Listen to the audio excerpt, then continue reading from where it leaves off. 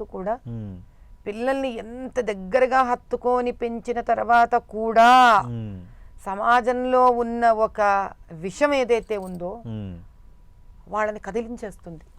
అదే మీరు హత్తుకొని కనుక డిబేట్ కాదండి, అది వాళ్ళని సైకలాజికల్ గా ఇన్స్టేబుల్ చేస్తుంది. వ్యక్తిత్వాన్ని కదిలిచ్చేస్తుంది. అసలు మీరు ఆ దగ్గరికి కూడా హత్తుకొని పెంచలేదనుకోండి, వాళ్ళని 16-17 ఏళ్ల వరకు పాడైపోవడానికి చిన్న వయసు నుంచే మొదలైపోతారు. కాబట్టి ఎంతసేపు పిల్లలకి మర్యాద లేదు అని అనడం చేత మనం గొప్పవాళ్ళమో పెద్దవాళ్ళమో అవ్వమండి. అవును. కాబట్టి ఇది తల్లికే ఎందుకు ప్రథమ బాధ్యత ఉంది అని అంటే, కనింది, పెంచుతుంది, పాలిస్తుంది కాబట్టి ఆ బాధ, ఆ ఇబ్బంది తల్లికి ఉంటుంది. ఆ తల్లికి తండ్రి కూడా ప్రేమ చూపించాలని నేర్పించే బాధ్యత కూడా తల్లికే ఉంటుందండి. అంటే తండ్రికి అర్థం కాదు, ఎలా ప్రేమ చూపించాలో తండ్రికి తెలియదు. కానీ ఆ పిల్లని తండ్రికి అప్పచెప్పడము, తండ్రితో కూడా పనులు చేయించడము, ఆ తండ్రి వామ్త్ కూడా ఇవ్వడము.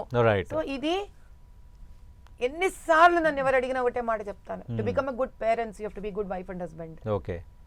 కాబట్టి ఆ పిల్లల్ని పెంచే ధోరణిలో భార్యాభర్తలు కావాలి, ముందు అవ్వాలి.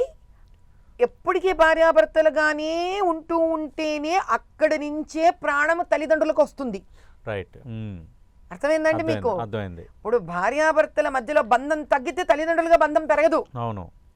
ఎందుకంటే చూసే పిల్లాడు ఇటు అమ్మని ఇటు నాన్నని చూస్తున్నప్పుడు అమ్మని వేరే నాన్నని వేరే చూస్తున్నాను అనుకోడు. భార్యాభర్తల బాండ్ ని ఒక అమ్మగా నాన్నగా చూస్తున్నాను అనుకుంటాడు. చాలా మంది తల్లిదండ్రులకు తెలియదు ఆ సంగతి. అది తెలుసుకోవడానికి ఓ జన్మ కూడా సరిపోదు.